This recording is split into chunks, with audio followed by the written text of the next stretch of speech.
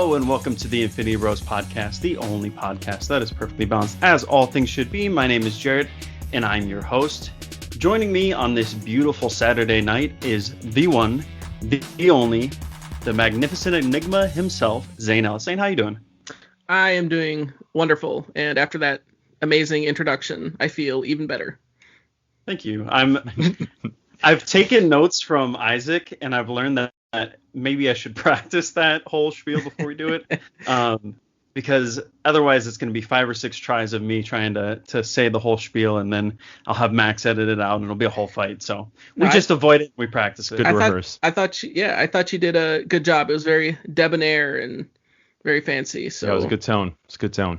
Thank you, Max. When you're recording this, just text me and say like, yes, I'm proud of you, or no, you're never hosting again, okay?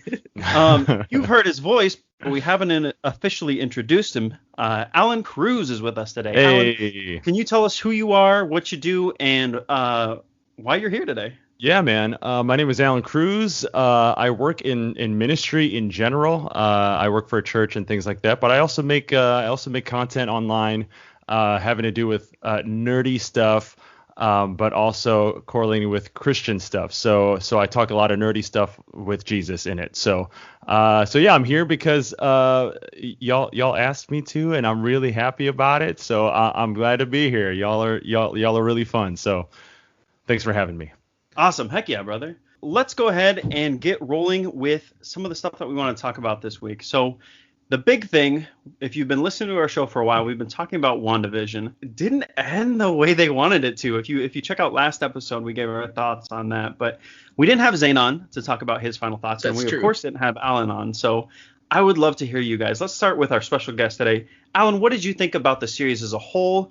What did you think about the last episode? And what do you think about it going forward? And actually, sorry, hold on. Before we do this, see this, if you could tell, I'm a little unexperienced hosting, but I want to plug our rating system. So if you haven't joined us before, we have a very special rating system where we went from a 0 to 6 point scale of Infinity Stones. I'm going to go ahead and plug that right here. Yes. Here on the Infinity Bros Podcast, everything is ranked from a 0 to 6 point scale. 0 meaning horrible, and 6 meaning absolutely excellent. If all of the Infinity Bros rank something a 6, it gets an Infinity Step. Allen, I'm sorry I cut you off. Go ahead, man. Nice. No, it's all good. You know what? My final thoughts on WandaVision. I like this series as a whole. I thought it was super, super entertaining. I love Elizabeth Olsen. I think she is a fantastic actress. Paul Bettany was amazing too, but Elizabeth Olsen just shined in this show. Obviously, the gimmicks and the tropes of the old school TV styles. I mean, I love that kind of stuff. Like especially when it's accurate and just very nostalgic. I thought the ending could have been better. I think the thing is we were misdirected so much, and I have a lot of high hopes and high standards for Marvel. And so when, especially after coming from a show like Mandalorian, where they delivered on things they didn't even need to promise to us, they just delivered on, that Luke Skywalker at the end. That was something we never even expected. But here Marvel Studios is trying to give us some cues and clues about stuff that we're never gonna get and we never got. So overall, love the show. I do love the actors and I love the story and everything like that. But I thought the ending and the way they handled the little clues and things like that, I thought it was just I don't know. It was a mishandled marketing ploy. But overall, I liked it. So out of 6 stones, 0 being what we call fan-fortastic, and 6 being an Infinity Snap, what would you give this? I give it a 5 Infinity Stones out of 6. That's awesome. Yeah. Zayne, we didn't get your final thoughts. You weren't around for us last week. What did you think about the series going in, and then how did you feel about it leaving the finale? Well, going into it, like I was really interested to see like what we're gonna get out of it. Like you're coming from the movies, we had the whole setup through Endgame, Infinity War and Endgame. It was gonna be interesting to see how you're gonna kick off into Phase 4, kind of with TV shows. Like it's kind of a new thing, and so at first I was like, okay, I don't know how this is gonna go, but I'm excited to see what they got for WandaVision. And then the first episode comes out, and then the next episode, and then you're hitting these nostalgic tropes of all these different TV shows, and it did just enough where it just slowly kind of brought you along, and you're like, okay, you can get this, the crescendos going, you can feel it building, you're like, Right. okay, this is good. And then by that time you're 3/4 of the way through, you got theories coming out of everywhere. Yeah. Oh, you yeah. got jumping out of the trunk and falling through the ceiling, and like you're just like, is it this? Is this Mephisto? Everyone's Mephisto, Right. And you're just going bonkers with it. And I think there's a certain aspect of TV shows that people love to theorize about things. People love to be able, that water cooler discussion, if you will, of, hey, did you catch last week's episode of this? Did you watch, last week's episode of Mandalorian or WandaVision? And you can talk and you can just ponder and bounce ideas off. And it becomes so much more than just, oh, did you watch this movie? Right. Like it takes more of like an active role in it. And so I think we just kind of came along, and then up to that finale, everyone's like, okay, this is going to get bonkers. Like it's slowly ramped up. Like, let's go. Like I want my mind to be absolutely blown. Yeah. And I think that set things a little too high for a lot of people. Like we were expecting, let's get these wild theories. Let's see this crazy stuff. You got it. And then you get this finale and you're like, oh, and you look back on it, you give it some time to digest. You're like, it's not actually that bad. Yeah. Like as far as the finale goes, like it's a pretty solid way to end it, to set things up. But like I think people, just us, like we had such wild theories that we were like, they should do this, they should do that, and you just got people, yelling different things, and then all of a sudden it's like, oh, everyone's wrong. Right. Yeah. Now we're all kind of sitting here twiddling our thumbs, like, oh, Maybe it's our fault. Right. Yeah, exactly. absolutely. Like, were they just there listening and they're just waiting for, like, on Twitter, whenever someone came up with an idea, they just have a big whiteboard, like, nope, cross that off. Someone thought of it. Exactly. So we've compared this on the show to like the finale of Lost and stuff like that. And obviously, like, Mandalorian was such a cultural event where every single character that they brought into the Mandalorian, they're like, all right, you get your own show now. They had so many Easter eggs. And I think that's sort of what you're talking about, Alan, where it was like, man, they really spoiled us on all these things that they were delivering. We had Luke Skywalker at the end. Did you catch Paul Bettany in several interviews? He said, you guys have no idea. There's a Luke Skywalker-esque twist. Yep. And he said something to the effect of, this is a character and an actor I've always wanted to work with. Ended up being himself as White Vision. Gosh. What do you think about that, Alan? I was really angry at Paul Bettany. Yeah, I get that. Like, he trolled us really hard, and I took that seriously because, I loved the Luke Skywalker moment. It was something I did not expect, and again, they built up so much faith, and this being the first Marvel show, I was like, okay, I can trust this. I can trust his word. He's good. And for that to happen, I'm like, okay, all right, dude. Like, I get it. You're funny, but like, that's not what I wanted. Yeah, it hurt a little bit. It broke my heart. Uncalled for. Yeah. Zayne, you talked about some of the stuff that we had been theorizing and whatnot. Is there a line that you would have drawn in the sand and said, if we got this, the finale would have been better? What would that look like for you? First of all, what is your rating of the finale? And then what would take that, if it's not a 6, to a 6 in your book? Like the finale itself, like I'll put the finale, after I gave it some space and just watch it, like I'll give the finale a 4.5. Okay. Like 4 is too low, but I think 5, just out of the theories, was like, okay, like I would have liked to see more. Right. Like I want to know, like, yeah, we kind of got with, the Darkhold, and we got like the end credit thing of, oh, she has that ability of drinking tea and going through the book like what Doctor Strange had, and you hear the kids yell or whatever. But I felt like so much of that was more self-contained in the show. I would have loved to get more setup of what is coming down the line. I feel like we were kind of shorted on that. We got the closure of everything that we had from the show itself as its own contained story. Right. I wish we would have gotten more for what's next, like more of it sets the framework of what we're going to get in Doctor Strange, but I would have liked a little more to go with, What were the moments that landed most for you? What are the points that you say, like, this is the point that defined WandaVision as a good TV series for me. We'll start with you, Alan. Overall, the relationship between Wanda and Vision I thought was so well done. And the moment when they're on the bed, just talking about grief, and that killer line that Vision says, that grief is love persevering. I thought that encapsulated the whole relationship. That this whole thing is even their relationship in general was about grief. Like, it was in her grief that she found Vision. She found Vision as someone she can be compatible with, and Vision learned all his emotions basically through his relationship with Wanda. And so it's that relationship, man. Like, that's what landed most for me. The actors did it well, but the characters just serve. From comic book to movies, man, I didn't think it was going to be good at all, but they landed. They made it work. They made it work. So that was it for me, man. The romance, the love. If you could pick, and Zayne, we'll get to you in a second here. Alan, if you could pick your top 3 side characters, because we got a lot in this, between the kids, between fake Pietro, Agnes, etc. What are your top 3? Like, these are the coolest characters in this series for me. Okay. So Billy's is Speed, right? Is Billy the fast one from the two twins, or is it Tommy?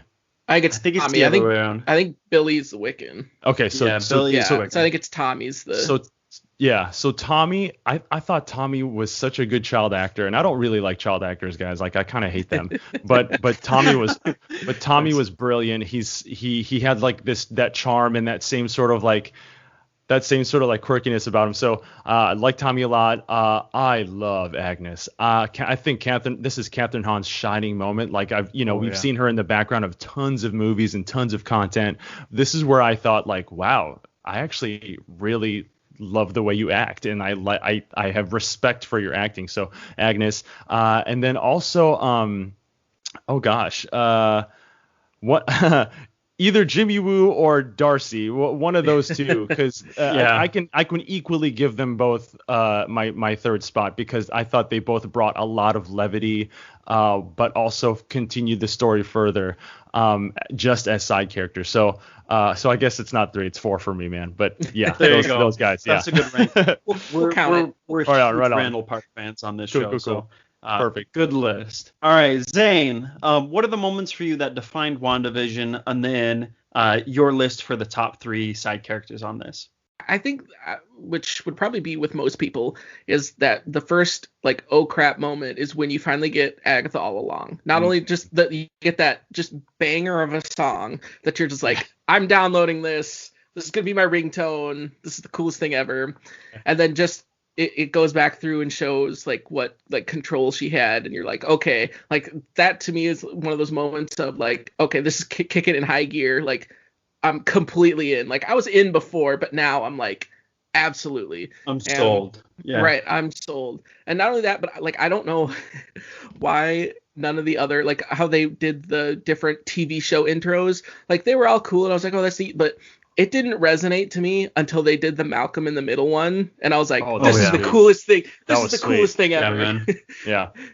And like, it made me just go dig through it. I'm like, all right, I got to find Malcolm in the Middle streaming somewhere. And I just started watching Malcolm in the Middle, because I'm just like, just that burst of nostalgia. I'm just like, so good. Yeah. I just have to. I love that. Yeah, just from that point on, it was just like, let's go. Like, you're completely in. Like, that was a huge point. Top 3 characters, like, you can't not say Agatha. Catherine Hahn was amazing this entire series. Mm-hmm. And I think so much of it too, you always see her as this background character or that extra on TV shows, different things like that. So you're like, oh, I wonder, you don't know the performance you're going to get. Mm-hmm. And I think she just set the bar way higher, even just blew away people's expectations of what it was. So, like, I don't know how anyone can say against that. Just like, that was wonderful. Yeah, I'm going to combine Darcy and Jimmy just because, like, can we get a buddy cop? I get it. Can we get a buddy cop movie of just those two, just legit, the shenanigans? Fantastic. Yeah, like, I would watch that. Since Alan did 4, I'm going to do 4 as well, just because. Nice. So just he broke the rules. It's fine. Right, exactly. So I'm just going to continue. You got to give some credit here to Monica. And Monica Rambeau was fantastic. Absolutely. Who the actress's name escapes me, but I am so excited. Tiona Paris. Yeah. That's I am so excited to see what they have in store for her on Phase 4. Like the way she was introduced, the way stuff got set up, it was kind of subtle that grew, but I'm like, I'm all in. I want more of this character. Give me more Monica Rambeau. I don't know if you guys got a chance to see some of the behind the scenes stuff that they released this week, but like I was surprised to see that every single one of these actors and actresses were like absolutely sold out on being in a Marvel film, especially Tiona Paris. Like she's like, if I get any position out of this entire series, it has to be Monica Rambeau. Like she was absolutely diehard adamant that like that's the position that she wanted. Yeah. Even Paul Bettany, he's like, I had worked with Jon Favreau on what was the show that he did? Anyways, he said, he invited me to do this voice on Iron Man, and he's like, as it progressed and you get to see his story a little bit, Age of Ultron cemented him as Vision. And again, he's like, I'm here for this. I'll keep doing it as long as the selling point for him that he said was, I'm a very shallow person, and I love that they're filming this in front of a studio audience. He said, like, I live off that applause, and I was like, man, I get it though. Yeah, that was a cool part of that. Especially coming from Tiona Paris, like that you have an actor or actress that'd be like, this role here, I want this. I feel like that says so much more about who that actor or actress is of picking their role, because when you call out your shot and be like, hey, this is what I want, that person's going to give 100% for that. Like they aren't just in this. I mean, obviously it's for a paycheck. It's Marvel and Disney, but like they're committed when they're like, hey, I'm calling this. I want that character. They're going to make that character their own. And you're going to, I just feel like that's Marvel's way of like, you can take these no-name people, but as long as they're selling out and be like, hey, I want that character, like you're going to get fantastic character portrayal. Yeah. People probably didn't really remember Monica Rambeau as the little girl in Captain America, unless you're, or not Captain Marvel, sorry. Unless you're a diehard, you probably didn't know she was Spectrum, right? And so the fact that all of these actors and actresses really invested in the universe beyond the cinematic universe that we have and actually dug into the comic books quite a bit was a powerful thing. Alan, are you a big comic book guy? I assume from your TikToks that's a yes, but yeah, I'm not a huge comic book guy, but I'm definitely into comic books. Yeah. So when you talked about like Spectrum, Photon, things like that, like it that the MCU tells me what I should be reading, basically. I just to research and things like that, and like that's what I started on. I started on like Amazing Spider-Man back in the day. But now whatever the MCU comes out with, or whatever DC movie comes out, I try to catch up. That's actually a really good transition to our next segment here that I totally did not prepare you for, and I apologize for that. Is that by design? I'm ready. I should have done this sooner, but I like to spring it on you. Are you a heel or a baby face? If you could make any flavored Cheez-It, what would it be? Is it pronounced Grogu or Groku? If Keanu Reeves isn't in the movie, can it be star-studded?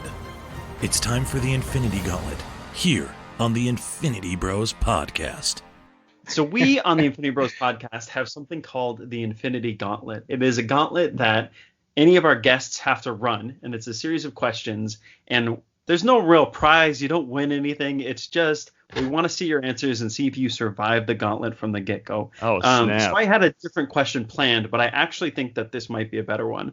The first challenge in the Infinity Gauntlet for you, Alan, is if you could be cast for any position in the Marvel Universe, any hero, either one we've already seen as a recast or one we have yet to experience, who would it be and why? Okay, here we go. I got it. And I'm not going to like say some sort of Asian character just because I need representation, but I'm just going to go ahead and say, I'm going to say by nature of seeing the Young Avengers coming up, Iron Lad. So I haven't seen any like indication that Iron Lad's about to pop up, but I love the fact that he's that he is this kid who knows he's going to be a villain, and so he tries to not be, and that's why the Young Avengers start. And if they were to like cast that now, I would definitely try. I would do my best to. That's awesome. You know what I mean? Sure. To be very Tony Starkish. Well, hold on though. They did say that that we're getting Kang. Yeah, that Kang.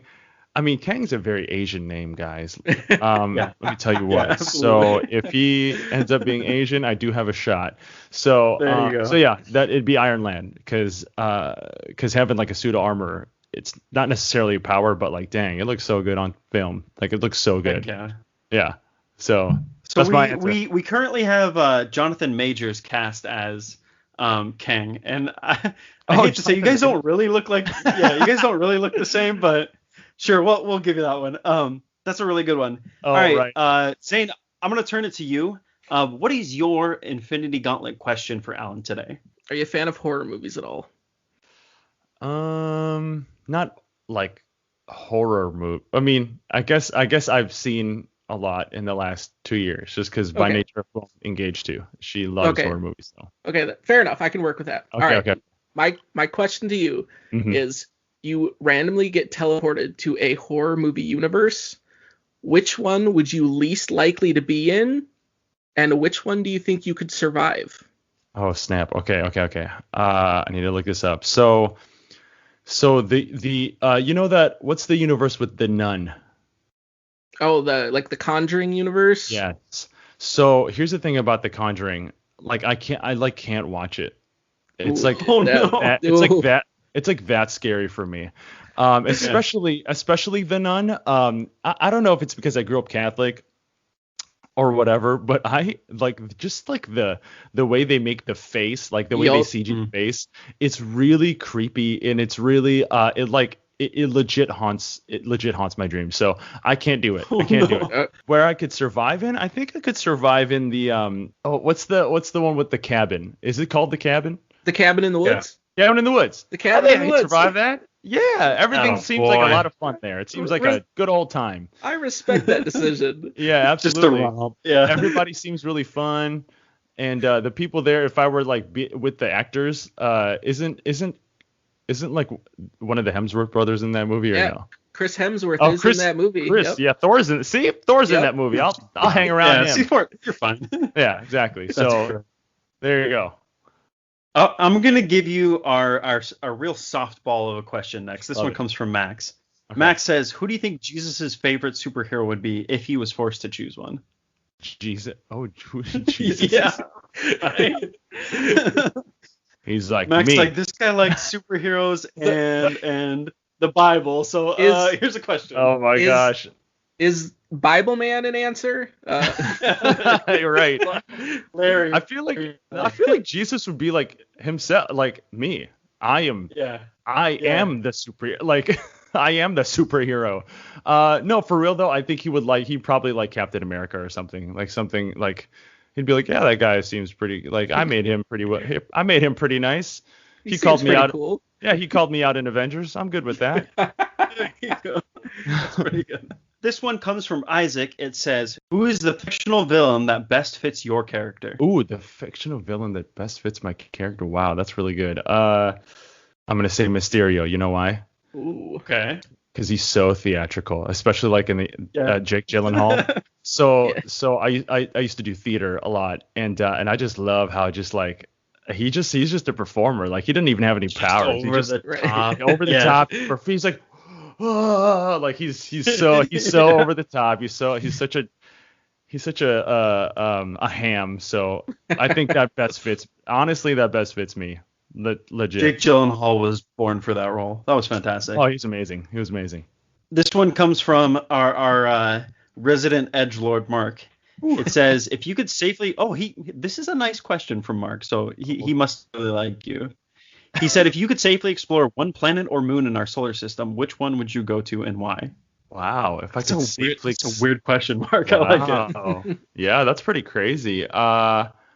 One planet or moon from our solar system, right? Yeah. Okay. Safely. You can go there and just check it out if you want. Okay, sweet. Probably one of the moons from Jupiter, just because it's like I don't know. It's Jupiter. It's huge. I gotcha. Yeah. I don't know too much about astrology. No, you're good. No worries. That's funny. All right. Last but not least, Robbie hit you with this one. He said, Right, you have to fight a bear to the death. I assume with just your hands. He didn't list any weapons here. Okay. He said, what is your strategy for defeating this bear? Jeez, Robbie. Okay, I need more information. So if I were just like in the woods with the bear and like there's plenty of open space, I'd obviously run and I wouldn't fight. But if I was like enclosed in like a cage or something, I would probably like try to do like the Natasha Romanoff and try to lull him to sleep. There you go. Sun's getting real low, big guy. Yeah, sun's getting real low, and he'd be like, "Well, I'm gonna eat you." So, but that's probably the best thing I could think of because I don't think I could beat a bear, man. That last answer is probably the single best Infinity Gauntlet answer we've gotten. So, props to you, Alan. That was really good. Thanks. I'm just gonna put him to sleep this way. Sun's getting real low, big guy. All right, shifting back into more of our Marvel talk. So we are in this awkward transition period, right? WandaVision was this huge cultural event. My parents, my brothers and sisters, my cousins, my neighbors, every single person I crossed asked me about this thing, right? Everybody was involved in WandaVision. Everybody got on Disney Plus for this. Yeah. We're in this point now where we're stuck with the memory of a maybe not so stellar finale to WandaVision and looking forward to Falcon and the Winter Soldier and some of these other works down the pipeline. We'll start with Zayne this time. Zayne, what are you most looking forward to coming out of, we'll say specifically Falcon and Winter Soldier? I'm just looking forward to like what the setup's going to be. Like I really like this whole idea now of using TV shows to introduce the phases and leading into movies.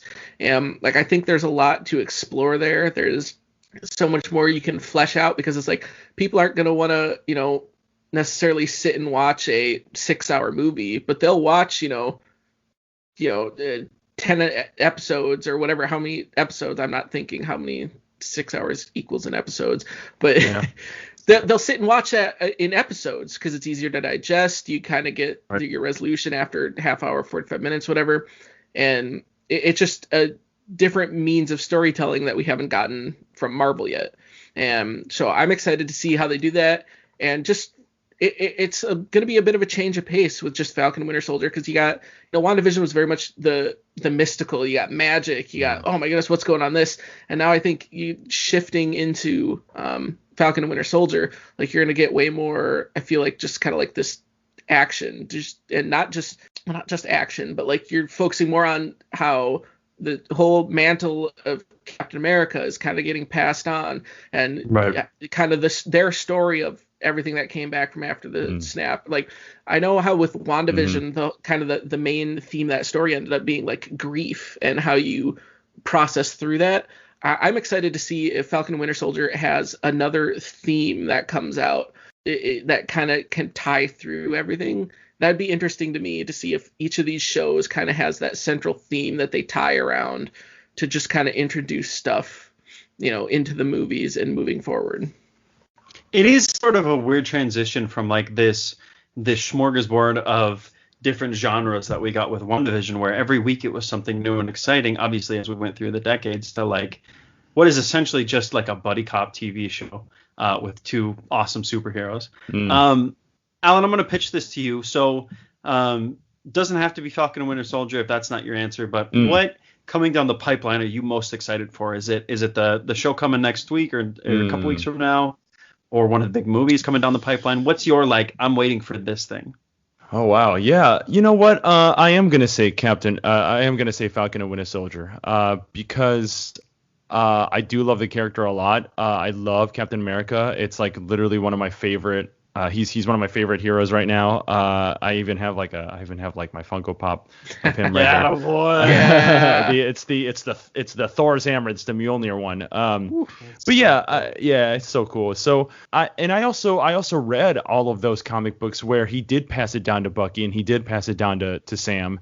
And so I want to know how Kevin Feige is really good at he doesn't copy the storyline. He mimics it and he puts his own twist. So I really want to know how he puts it all together. And plus, I really want to find out like how Sam's gonna throw that disc, because he doesn't have any. He's not a super soldier. So like I don't get how he's gonna be able to do it in the same velocity, the same strength.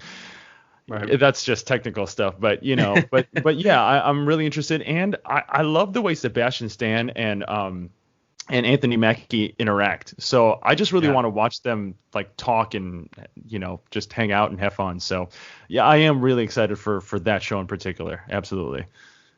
There's a ton of like natural charisma between those two, where if you watch interviews or even in the most recent spot that they had, where they were making the jokes about Gandalf and how sorcerers are just wizards without hats. Yeah. I think it's going to be a good one to watch, if nothing else, just for those two personalities. Can I interject something on that quick? Please, absolutely. Oh, I was just going to say, like obviously Falcon and Winter Soldier, that's going to be a huge point. I think as I think about it, I'm more excited about. I'm excited we're getting Baron Zemo back. I feel like that's a villain that can be so deeply explored that got entirely overshadowed by everything with Thanos and everything else. Yeah. And like I know I've heard some of those theories of like Zemo like pulling the purple mask on to kind of represent like, hey, this is Thanos was your failure. Now I'm excited. There's a lot that you can do really here. Cool. I like it.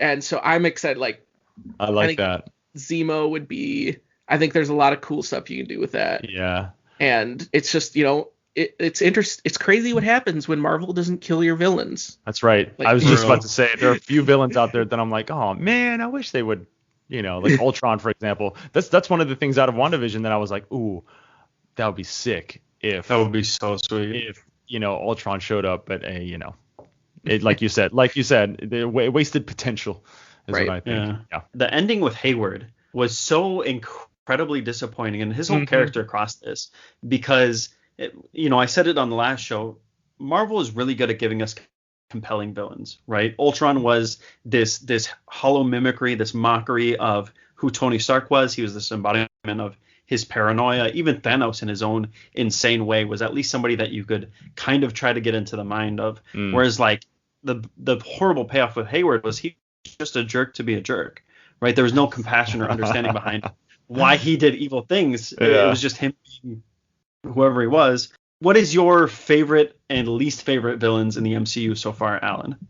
Oh yeah, that's a great question. My favorite villain, I just said it, is actually Ultron, and I think that James, his name is James Spader, right? Spader. I think James Spader was underutilized, and what I mean by that is that he wasn't given a script that calibrated his power. I feel like if he had gotten a better script, he would be. I mean, I think his performance in general would like keep Ultron alive, and I really think that they can. I think they can keep Ultron alive. I think there's a possibility, but like, man, did I love that character? And I know a lot of people didn't. I know a lot of people didn't like the way Ultron was portrayed, but to me that was real. I thought if anything, that was the realest Ultron we probably could have gotten. Who's someone who's sarcastic and who has the personalities of both Bruce and Tony, and it just kind of made sense to me. So Ultron, I definitely want Ultron back if there ever was. A villain I didn't like, what's his name? Lofi, in Thor: The Dark World. Yeah. The elf. What is his name? Malekith. Yeah. Malekith. Yeah. You know what? I didn't even like Malekith in the comic books either. So I was just kind of like, man, why this guy? He was just kind of there. You know what I mean? Like he didn't, you said, he didn't have an ulterior motive. He kind of reminds me of the villain from Justice League, just destroying stuff just to destroy stuff. Yeah. And so Zayne's no depth. Favorite movie, Justice League. Yeah. Hey, yep, you got it. So Alan, there's a bit of a running joke on this. So Zayne, Mark, and Robbie are resident DC fanboys, and obviously they're lamenting quite a bit right now because things are not great for DC. Right. And the other side of this joke is we did a show called The Off Topic Gamers, and on one of those episodes we were ranking our favorite CGI in the MCU or whatever. And I made the mistake in front of all these guys to say, like, you know what, the CGI in Thor: The Dark World was really good. And now I have forever become the quote unquote Thor: The Dark World apologist. Man. And it's the cross I must bear, I guess. Zayne, who's your favorite and least favorite Marvel villain? Oh man, that's like Thanos is way too much of a gimme. Like I can't go with that. Like I understand like how the story ended, the self-contained in the movie, but for whatever reason, like I really liked Ego from Guardians of the Galaxy 2. Like just that whole there was just something about that, just the whole, like, well, obviously it was that character you came to hate. You're like, wow, this is terrible. But I think it fit with the movie. It fit with Star-Lord's character. Like, I think that's how it fit. So I guess that's kind of more of my sleeper, that it fitting good with the story. He was like a Joffrey where once you found out the twist with his mom, spoilers, I guess, for that movie. But once you figured out the twist, it was like he was horrific. Yeah. You know what I mean? Yeah, to the point where you loved to hate him. Good pick. Oh, for sure. And good. then least favorite, I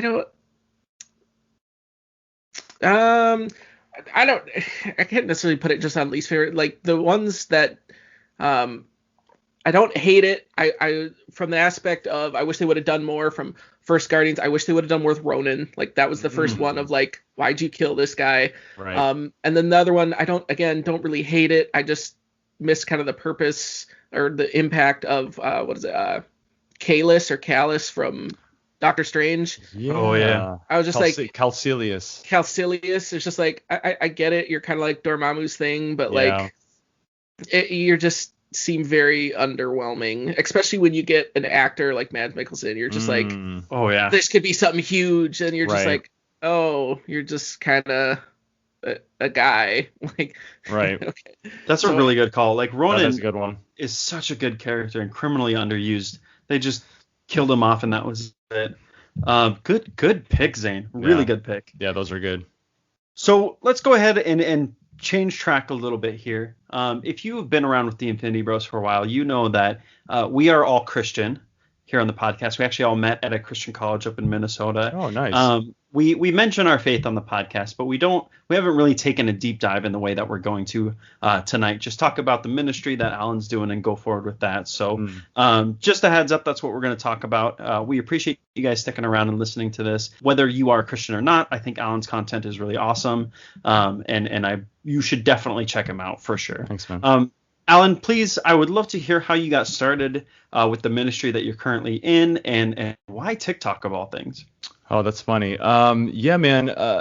I started this ministry only because I didn't see anybody out here on the internet really merging the two worlds together. From the ministry that I work for, the church that I work for, we're all about outward focus, and we're all about trying to be missionaries. And I remember this one meeting that we had. They were just saying, like, what is your salt? What is your light? Like, what is the flavor that you bring to the the mission and to Jesus's to the Great Commission? Like, what is your salt? Like, what do you bring? And I was like, I do a lot of things, and I've learned a lot of things in my life. But like being nerdy is one of the things that like I sort of kept under the bag for like a long time. Oh, not because like I didn't think it was cool or whatever, but just because I like there's so many other things that I could be doing. Like I toured the world with music and things like that. I did a lot of theater, like I told you guys. I did theater and a lot of like performance based things. And nerd culture was just one of those things that I just like sort of was just like, I love nerdy stuff. I love anime. I love comic books, movies, whatever. My guy. Yeah, thanks, man. And then so that convicted me, that meeting, and I just sort of like was just very like, how do I further God's kingdom? How do I do it? Like, God, how do you want me to do it? I'm a worship leader, but that doesn't like, I'm just doing music, and I don't think I'm like affecting anyone's hearts as much as I could be. And I was just like I was exploring TikTok because my fiance is an avid TikToker. She literally sits in bed just like scrolling through one by one, just dude, she just goes, yeah. And I'm like, okay, I got to check this out. And so I explored TikTok, and I do social media for my church. And so it was my fault for not even exploring it to begin with, because of my age. I'm over here being like, no, TikTok's for those kids. Yeah. The youngins. And so, but once I got into it, I was like, oh yeah, this is dope. Like, and then I started seeing, pastors, and I started seeing preachers on there, people teaching, doing those little 1-minute teachings. But then again, it occurred to me that I still don't see anybody talking about the faith alongside nerdy stuff. But I see that stuff all the time when I watch movies, and I watch, Marvel stuff, specifically for you guys. Like, I see that stuff all the time. And so there's the one TikTok that I made that made a huge impact was the one for Avengers Endgame. And I was looking specifically at this thing at my Funko Pop, and I was like, ooh, isn't that really cool that, like, that his shield is broken, and that he receives like this great power, like this great godly power, like mid fight. And it just sort of like, the gospel just sort of showed itself. And right. And I made that correlation, and it landed with a lot of people. And so I was like, oh, I could do that. I think there are a lot of nerdy people out there who may feel like they don't know Christianity, or they don't know Christ, or they can't know Christ because they're just unaware, or they just have no idea. Like, they just don't know. And so I'm like, yeah, this could be a way, this could be a language, this could be how I could further God's kingdom by reaching out to those nerdy people who may need Jesus, and they don't even know it. So yeah, I use TikTok as my vehicle, but now I'm doing YouTube videos, and I made a Facebook group for nerdy Christians specifically, so we could talk nerdy and talk Jesus. Then my friend and I also have a podcast called Pow Pals, Pictures of Wisdom. There you go. And that talk about Jesus and all things nerdy stuff. So I'm really diving into it. So hopefully it affects people. Hopefully I could save a few lost sheep and bring them to Christ. So there is there's a cultural impact here where, and Zayne can probably speak to this as well, but a lot of churches kind of vilify the sort of nerd culture that we enjoy, especially historically.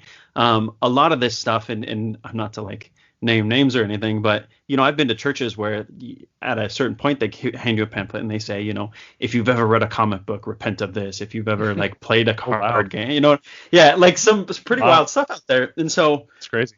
You're creating an environment where people are free to be themselves and still be impacted by the gospel. They have a seat at the table. They can talk about and enjoy the things that they enjoy and still be welcomed into the kingdom of God. It's that redeemable aspect of nature that every single culture has something that points to Christ. And I think you've really hit the nail on the head with creating this community that allows that conversation to happen. Zayne, anything to add to that? Yeah, no, I got to give props on that, because that was something, like, I can look back on my life and, like, as a teenager, like, I wish I had that, because as a teenager, like, that's when I started realizing, like, hey, yeah, I'm a nerd. Like, I like these nerdy things. I really like reading comic books and, like all these different things. And yeah, it was kind of the same thing of the church. And like when I was younger, my parents were still fairly new Christians and everything. And it became a very strict, like, no Pokemon, no this, no that, right? All this nerdy stuff that was, and like, as I got older, it's a conversation that I've had with my mom, and she was like, yeah, we probably shouldn't have, as sheltered it as much, but like, we were just trying to do what we thought was best for you at that time. And it's like, I can understand that. Like, you're just wanting me, to train up a child in the way they should go and everything. Like, I understand that, like, you're trying to do your best. And then, like, as I got older, like, I just talking to my mom about it, I'm just like, what I wish the dialogue could have been of, because neither of my parents are into nerdy stuff. My mom hates, I always tell this story, my mom hates anything fiction. She and her girlfriend went to watch the original Star Wars when it came out in theaters. And my mom, my mom walked out because she thought it was stupid. No. Yeah. Wow. So that's she needs rebaptism.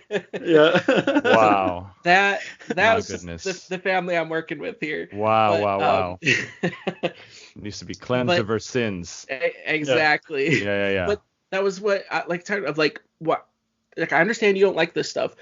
I feel like you missed an opportunity to have a dialogue with me of, hey, I see Harry Potter and yeah, you're getting into, magic and stuff like that, but let's have a constructive conversation about this. Let's see how, it can be used for bad or it can be used for good. Let's see how you can have ties into your faith with this. And I feel like it got completely shut off. Like, no, we're not even going to talk about that. Mm-hmm. So I think it's very cool that you're doing this. You're showing that there's all these threads in nerd culture and there's all these different things of these comparisons that, yeah, like Jarret said, that it's such a taboo thing of like, no, you can't do this. You can't like this. You can't. And I think it's a refreshing to say like, no, this stuff is cool. There's nothing wrong with liking it, and then finding ways to tie that in because it just opens up a whole nother, league or a whole new audience that would be far more receptive of things because you have something that you can relate to them to. That's right. Like, yeah. Well, the one thing that I always saw was, and I said this earlier, is Jesus is literally the superhero. And so when I think about all those movies with heroic feats and heroic acts, and there's one prophesied, hero, I'm like, how is this not Jesus? Like, how is this not God putting himself into the secular media and saying, listen, I'm sneaky about this, but I'm here. Like, even with magic, even with sort of, those sort of things, because we can look at it one or two ways. We can look at it as oh, we can't watch that. That's witchcraft. That's against the Bible, whatever. Or we could look at it as there is gospel here, and I need to be thinking about Jesus in my everyday anyway. And so let me learn a lesson from this. Like, let me learn, if anything, even if you don't follow Jesus, like, you should look at all stories and think there has been good stories have thought in them, and good stories have moral lessons. And so think of it that way, and you for sure will see gospel in it. There is so much in the media right now, like especially with like nerd stuff, where Jesus has just culturally is embedded and imbued, and for us to miss that is tragic. I mean, we should be looking and seeing Jesus all over the place, and I just happen to just develop that as a skill only just because. My new walk with Christianity, and it just tied it all in my head. I'm like, oh my gosh, like the whole story with the Chosen One for Luke, the Matrix, Harry Potter, like it's so gospel, it's so Bible, and so yeah, man. I appreciate you guys saying that. It's one of those things where like I think I'm finally finding my voice in the kingdom, and hopefully it sticks. Hopefully a lot more nerdy Christians step out and are like, the most tragic thing that I hear from my TikTok comments is like, oh man, like finally someone who is talking about Christ and this or whatever, and I'm just like, it's like y'all don't have any friends who you can confide, you know what I mean, and that sucks. Like I want there to be more ways for us to talk about, like, talk about the Infinity Gauntlet, and that being but then also like God's power of how God has an Infinity Gauntlet, and He is the, you know what I mean, like that sort of thing. Like, there should be a space for that. So yeah, man. I mean, TikTok's one vehicle, and I'm glad it's there because it's I don't know, it helped me shape nerdy Christians. So yeah, that is a cool one. And then like the comparison that I like to make to people is the sort of Paul meeting in the marketplace, and he had learned the poets enough to where he quoted their poets back to them. That's right. It wasn't a labor. It wasn't something that he had to struggle to do. He just enjoyed the process of being there among people, learning the things that they enjoyed, and having real conversation with real people. And so having conversations about this sort of thing where it's like, yeah, these are cultural events. Like I said with WandaVision, right? Like my neighbor down the street knows WandaVision, and they've never seen an MCU movie. Yeah. And the fact that this is coming more and more to the forefront, there also needs to have that conversation of, hey, this is another culture that can be impacted by the gospel. This is another place to have these sort of conversations. That's right. And it speaks a lot to what you're working with there. Well, thanks, man. Yeah. And again, that goes to show that like your interests are a great way to start your own missional calling. The one thing that at our church was we continue to talk about like who's in your community and how can you be Jesus to them. You know, it could be a dad who's in a group with other dads, like in a for a high school football game or something or whatever. Like how can you be Jesus to those people? Like how can you be Jesus to the people you meet with to play D&D? Like how could you be Jesus to them? Jesus says you have to be like a snake and weave in and out and that's sort of it. Like you just be a good person, you follow the Beatitudes, just like you be meek, you be humble, and you try to you show them what Christ's love and grace is like, and eventually if your light is shining bright enough, they'll ask about it. They'll wonder like, why is Zayne so awesome? Like, why is he so, you know what I mean?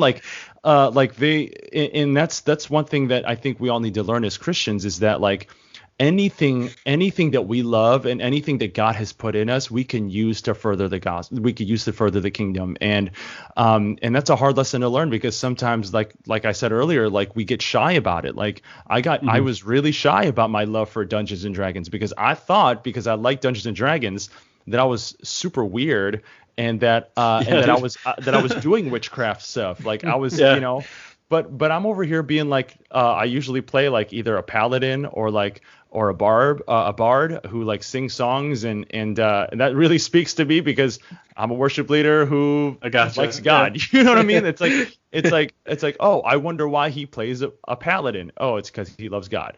Like it, as long as we're pointing whatever our interest is towards God, it's a great way to be on mission for Jesus, man. Like our interests, and I get so encouraged when my pastor talks about that sort of thing of like, listen, anything could be used. We could use anything. Absolutely. You know what I mean? So, yeah.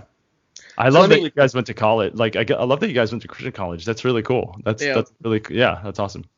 Yeah, and I think that's kind of what just helped us too, like you're saying, of having those people that are like, wait, you are nerdy too, and you like this stuff too. Like we kind of had that with each other as well. Like, wait, you guys are into this stuff too, and it helped bring us together. And like, like we have the conversations on stuff every day, and just a lot of these, like, what does this mean? How is this applicable? Like, what? And it's definitely grown our relationship with each other a lot. Yeah. And it's something I'm incredibly thankful for. And I'm pretty sure, every single one of us would say the same thing. And it's just, you find those people that are like, you guys like this too. We're kind of the same faith, not of the same mind, because we all, have our own opinions on things and different, flavors and experiences. But knowing that you can talk and discuss these things out of a place of love and understanding, even if you don't agree. Yeah. And just get different viewpoints on things. And, it's iron sharpens iron. Well, you got to be able to do that with each other. That's right. And that's really helped us as a friend group in general. And then it's just spiraled into, hey, you guys want to start a podcast? Obviously. Can I show you? There's a channel on TikTok, and I don't know his name. I forget, but he literally gets on Fortnite. Like Fortnite. I don't know how you do Fortnite, but like you just get on, you play, right? You just whatever. But he like preaches to kids. He'll be like shooting at him and is like, hey, do you know who Jesus is? And like it's the funniest thing. And like I'm sure it's meant to be comedic, but I think it's really great. Like he's making Jesus, he's making kids aware of Jesus by way of Fortnite. So I just love that. Whoever you are, if you're listening or whatever, I appreciate your mission. Pretty wild. So Zayne, I have good news and I have bad news for you. Which one do you want first? Uh-oh. Can you spin the bad news to sound like good news? Sure, yeah. And then I get two good newses. Yeah. Okay, so the good news is Alan is now joining the podcast as our 6th member. The other good news is you have a new ringtone, which is Alan saying, "Why is Zayne so awesome?" Alan, you didn't know this. Zayne, you didn't know this, but this was actually Alan's tryout for the 6th position on the Infinity Bros. Oh, wow. Unfortunately, that does mean that we need to cut somebody. So we'll go ahead and get into our Infinity Bros top 5. So we'll go ahead and plug that bumper right here. We're going in 3, Infinity Bros 2, top 5 1. list starts now. The top 5 for this episode is the top 5 fictional universes you would like to not necessarily live in, but vacation in. Zayne, would you like to give us your number 5? Yeah.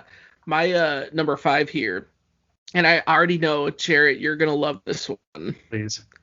My number 5 is Mata Nui from Bionicle. Heck yeah.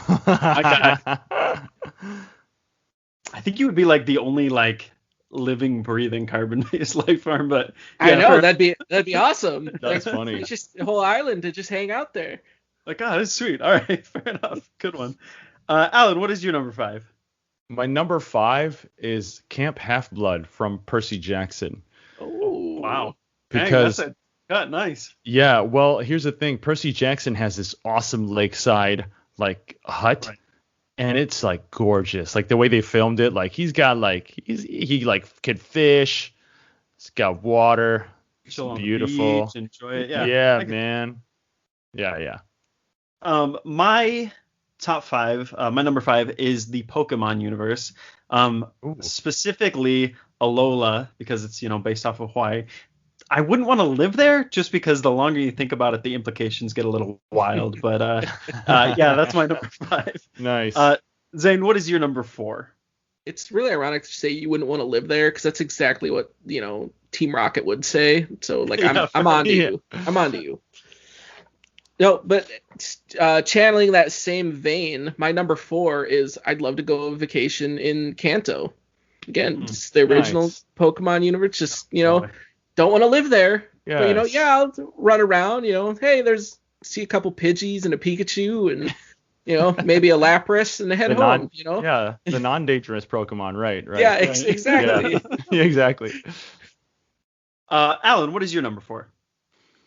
I would love to visit the Air Kingdom in Avatar: The Last Airbender, but pre-destruction, right? Like when it was in the height of its, when all the monks were still there, and like it's just beautiful, and they can you can glide, and yeah. I think it'd be really yes. Absolutely. That's a good cut.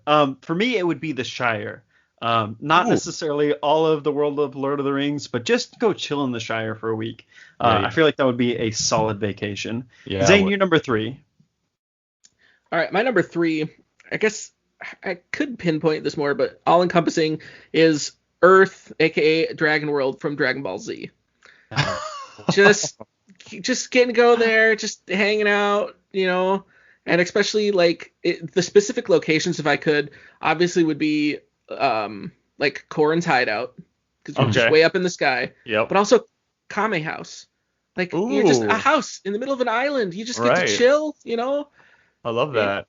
It just be like the perfect vacation. Just kick up, get some sand between your toes, Yeah, that's good. Heck yeah, bud. That's a good one.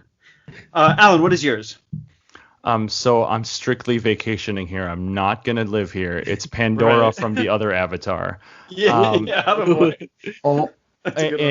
I would literally like I'd go with I'd go with guards if I'm gonna explore. I'm gonna go with guards with me who have mechs and stuff, so I could just like enjoy. But if something attacks me, they can take care of it. But Pandora's beautiful.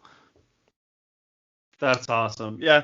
My next one on the list is, hold on, my phone is being crazy right now. Oh, Cowboy Bebop. The greater universe of Cowboy Bebop, simply because the ships that they fly around in look like an absolute like adrenaline junkie thrill. And so, yeah, I would love to go zip around in one of those. Not necessarily live there because it seems exactly. maybe not the greatest. But, right. Zayne, you're number 2. All right, my number 2, like vacation, is it? Because that was kind of the whole point of like this universe. Not looking into the deeper implications of stuff, but it'd be very cool to go and spend some time in Westworld. Oh, okay. Interesting. It's just Yeah. not. I mean, Don't obviously think about not, it too hard, but it would be great to. Right, exactly. Like I'm not, thinking too hard. Thinking about like AIs and robots, taking over the world and stuff. Right. But it's a cool concept. You go in and fully like it's like a real life video game. I love that, Zayne. Never change. And yeah, I'm just gonna leave it at that. Okay, Allen, you're number 2. So I was thinking about all the like the schools, like fantasy schools. I'd love to like take a week, visit. And I was thinking of Harry Potter, but then I was like, oh no. Have you all ever played Final Fantasy VIII? Heck yeah, dude. Balam Garden. Yeah, like absolutely. I thought about the music and how like beautiful it was, and I was like, oh yeah, that's kind of a dope school. Like they've got like vibe and chill. Yeah, good chill vibe, So yeah, Balam Garden from Final Fantasy VIII. Absolutely. My number 2 is the world of One Piece. Just being able to chill out on a giant ocean all the time. Maybe swipe me a gum fruit so I can be a stretchy boy for a while.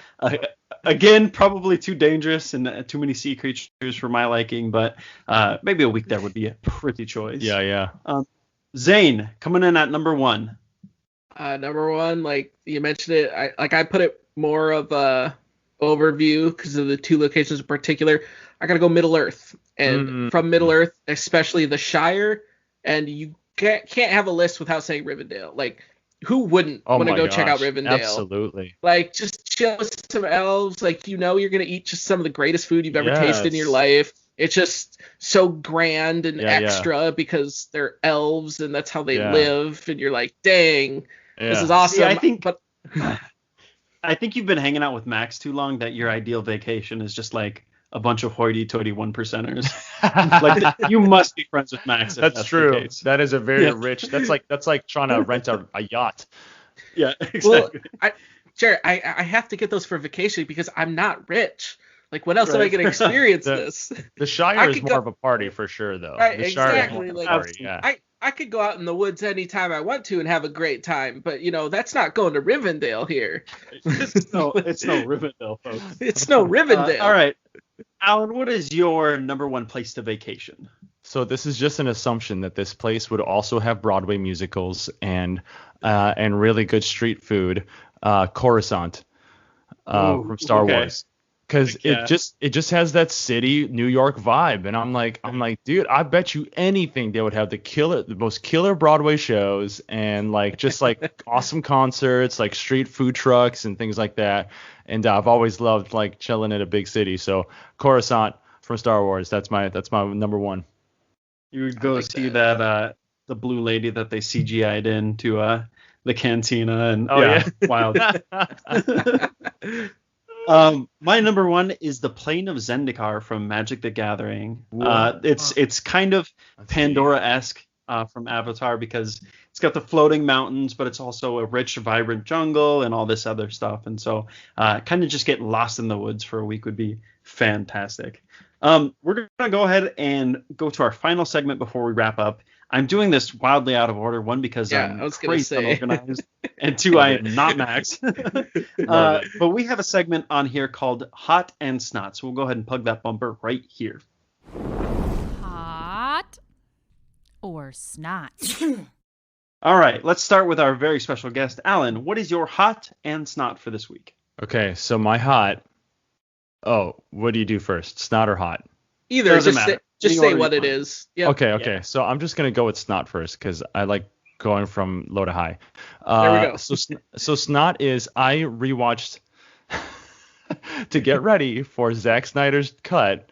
I watched Justice League again, and I got sad all over again. It's funny. I thought like, you know what? fourth time around should be okay. I think I can watch it again and not be disappointed. And then I just found myself critiquing the whole time again, and I was like, ugh.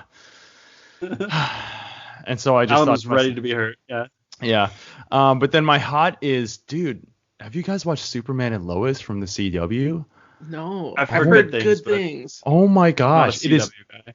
That's the thing, is it is not a CW, like it is a CW property, but it is not filmed like it. It's more like an HBO show, an HBO Max show. The cinematography, the cinematography is great. The acting's great. The story is fresh. It's not like the Superman that you normally would see, and the love story is really great between Lois and Clark. And man, I can't say enough good things about it. Y'all need to watch it. Y'all just need to watch it. It's really good. Can I get a Infinity Stone ranking on that? I'm gonna give it a 5.5. Oh boy. All right. Yeah, I'm sold.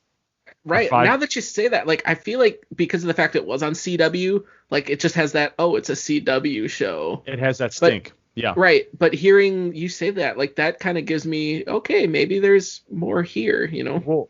Well, let me give you guys, this is the reason why, is because instead of trying to bust out a 24 episode season, they were like, let's go with 12, and then let's crunch up the budget, and it shows.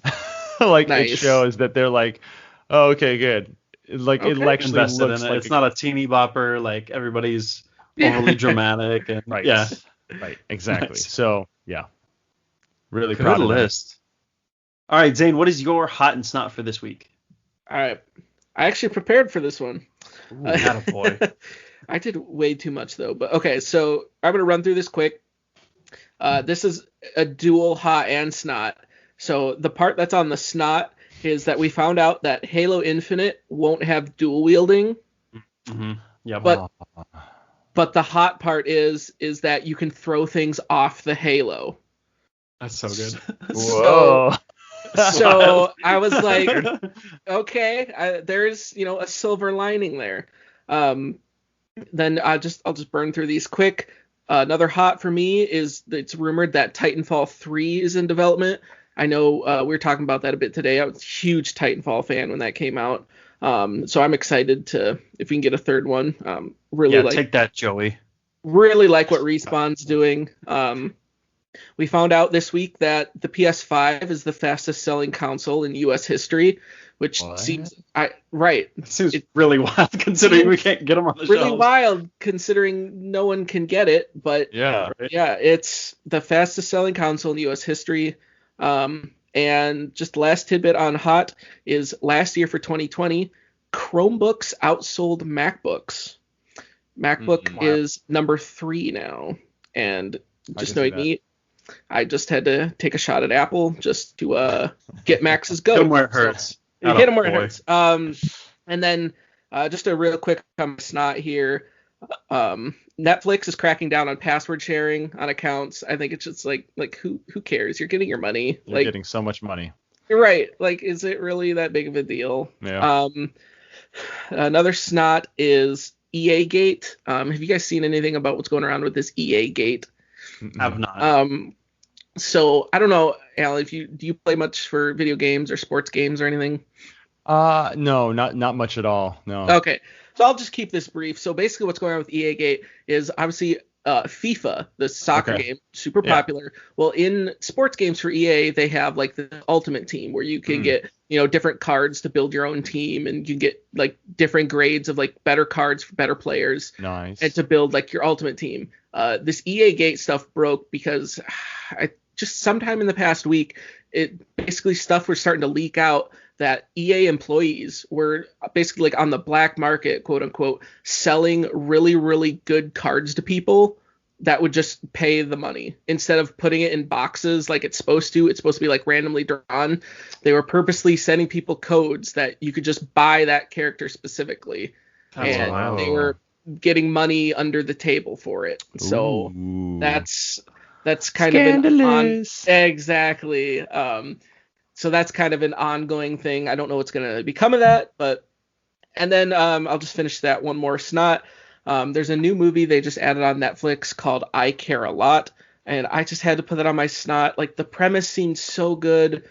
it had such the good tellings of a story, and then the back half of the movie it just went downhill, and I was just like, this could have been so much better. And I was just like, no, like what? Why did you make the decisions you made?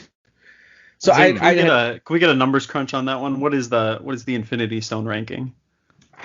I'd like the premise. I'm gonna give it a 2 out of 6. Okay. I like the premise. I like how it started going, but then they were just like, nah, we're not gonna do what's cool and what should happen. You thought this was good? No. Exactly. Like, no.